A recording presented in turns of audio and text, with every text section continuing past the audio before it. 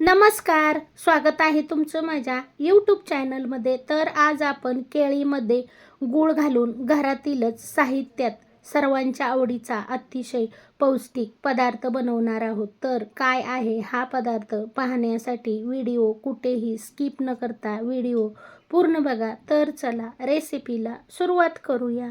ही recipe बनवण्यासाठी सुरुवातीला इथे मी घेतली आहेत देशी पिकलेली केळं. आता ही केळी आपल्याला सोलून घ्यायच्या. आता या केळीच्या आपल्याला पातळ पातळ चकत्या करून घ्यायच्यात.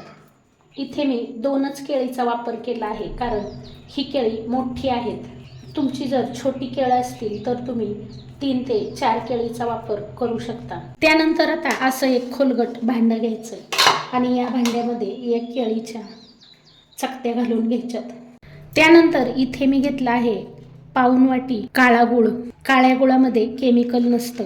आता हा गूळ आपल्याला या केळीच्या चकत्यामध्ये घालून घ्यायचा आहे आणि आता काटा चमच्याच्या साहाय्यानं आपल्याला या केळीमध्ये हा गूळ मिक्स करून घ्यायचा आहे. तुम्ही हवं तर हे मिक्सरला सुद्धा बारीक करून घेऊ शकता, पण आज आपण मिक्सरचा जरासुद्धा वापर न करता अतिशय पौष्टिक असा हा पदार्थ बनवत आहोत. त्यामुळे तुम्ही गूळ केळीमध्ये हातानेच मिक्स करून घ्या. याच्यामध्ये जास्त पौष्टिकपणा येईल आणि हा पदार्थ खायला अतिशय चवदार लागेल. तर बघा, हे असं छान एकजीव करून घेतलं आहे. याच्यामध्ये गुळाचे खडे राहिले नाही पाहिजेत. आता त्यानंतर पाव वाटी इतकं साजूक तूप घालायचं आहे. ज्या वाटीने आपण गूळ घेतला होता त्याच वाटीने पाव वाटी साजूक तूप घेतलं आहे. आता हे साजूक तूप सुद्धा या मिश्रणामध्ये छान असं मिक्स करून घ्यायचं. मी इथे साजूक तूप का घेतलं आहे तर आज आपण अतिशय पौष्टिक पदार्थ बनवत आहोत आणि साजूक तुपामुळे हा जो आपण पदार्थ बनवतोय ना तो पदार्थ खायला सुद्धा खूप छान लागतो. त्यानंतर आता इथे मी घेतलं आहे 1 वाटी गव्हाचं पीठ. आता हे गव्हाचं पीठ आपल्याला चाळून घ्यायचं. तर आज आपण बनवत आहोत मुलांच्या आवडीचा अतिशय पौष्टिक घरच्या साहित्यात मस्त असा बेकरीसारखा जाळीदार केक. त्यानंतर आता 2 चमचे कोको पावडर घेतली. कोको पावडरमुळे ना आपल्या केकला कलर छान येतो आणि मुलांना सुद्धा चॉकलेटसारखा केक पाहून खायला छान वाटतो. आता हे सर्व आपल्याला सुरुवातीला असं मिक्स करून घ्यायचं. इथे मी सुरुवातीला काटा चमच्यानेच मिक्स करत आहे. तर इथे बघा, काटा चमच्याच्या साहाय्याने सुरुवातीला मी हे छान असं मिक्स करून घेतलं आहे.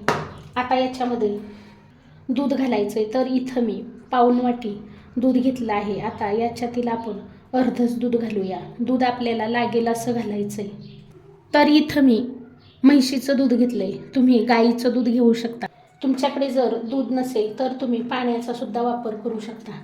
पाण्याचा वापर केला तरी चालेल. आता पुन्हा आपल्याला हे मिश्रण या दुधामध्ये एकजीव करून घ्यायचे.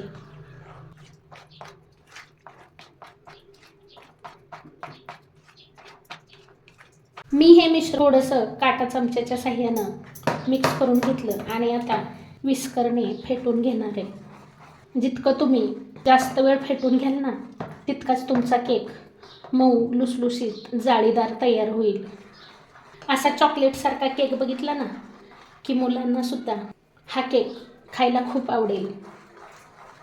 आता इथं मी उरलेल्या दुधातलं थोडं अजून दूध घालणार आहे. असं दूध लागेल असंच घालायचं.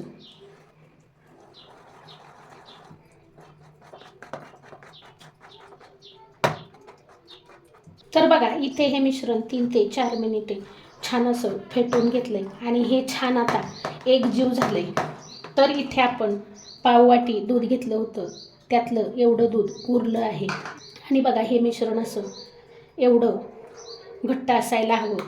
जास्त घट्टही नाही आणि जास्त पातळही नाही ठेवायचं. या पद्धतीने करून घ्यायचं आहे. आता आपण हे मिश्रण साईडला ठेवूया आणि पुढची तयारी करूया. आणि त्यानंतर आपल्याला अजून एक तयारी करून घ्यायची. तर केक डब्यामध्ये शिजत घालायच्या अगोदर आपल्याला गॅसवर अशी एक मोठी कढई गरम करायला ठेवायची, किंवा तुम्ही पातेलंसुद्धा गरम करायला ठेवू शकता. आणि या कढईवर झाकण ठेवायचं आहे, म्हणजे कढई लवकर गरम होते. त्यानंतर आता इथे मी घेतला आहे कुकरचा डबा. तुमच्याकडे जर केक टीन असेल ना, तर तुम्ही केक टीनसुद्धा घेऊ शकता. आता डब्याच्या आतून सर्व बाजूने आपल्याला तूप किंवा तेल लावून घ्यायचं आहे. त्यानंतर इथं मी घेतलं आहे बटर पेपर. तुमच्याकडे बटर पेपर नसेल ना, तर तुम्ही गव्हाचं पीठ किंवा मैदा घातला ना तरी चालेल. आता या बटर पेपरला सुद्धा मी तुपाचा हात लावून घेणार आहे. ही तयारी आपल्याला अगोदरच करून ठेवायची आहे. त्यानंतर आता याच्यामध्ये आपण अजून काही साहित्य ॲड करणार आहोत. तर इथे मी या केकमध्ये घालणार आहे अर्धा चमच इतकी बेकिंग पावडर, पाव चमच इतका बेकिंग सोडा आणि अगदी थोडंसं चवीपुरतं मीठ घालायचं आहे. आणि आता आपल्याला हे जे उरलेलं थोडंसं दूध आहे हे या बेकिंग सोडा आणि बेकिंग पावडरवर घालून घ्यायचं आहे. तुमच्याकडे जर बेकिंग सोडा नसेल ना, तर तुम्ही आपला साधा सोडा घातला ना तरी चालेल. आता हे आपल्याला छान असं पुन्हा एकजीव करून घ्यायचं आहे. बेकिंग सोडा आणि बेकिंग पावडर आपल्याला सुरुवातीला घालायची नाही. जेव्हा आपण ही सर्व तयारी करून घेऊ ना आणि केक शिजायला घालू, त्यावेळेसच आपल्याला बेकिंग सोडा आणि बेकिंग पावडर घालायचे. आता हे आपल्याला तयार केलेलं मिश्रण लगेच या डब्यामध्ये घालून घ्यायचं.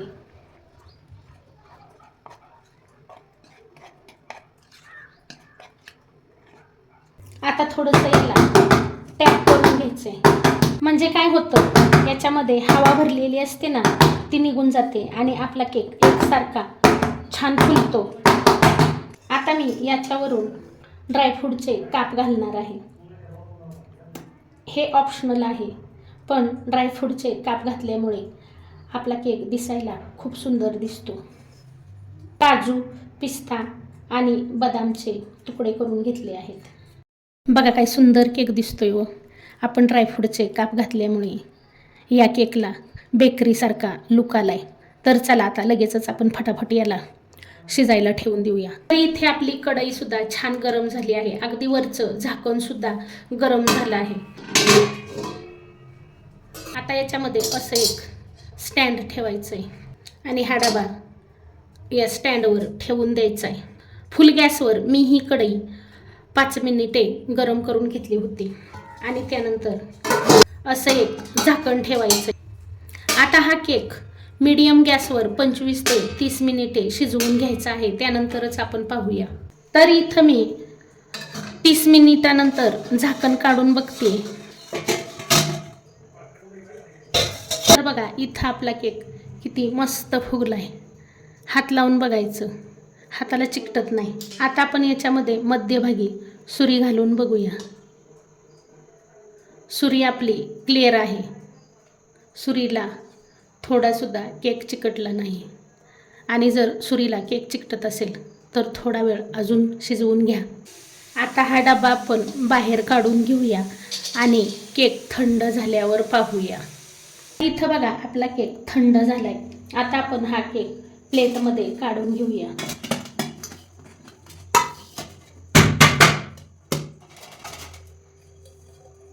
आता हा मी बटर पेपर काढून घेणार आहे.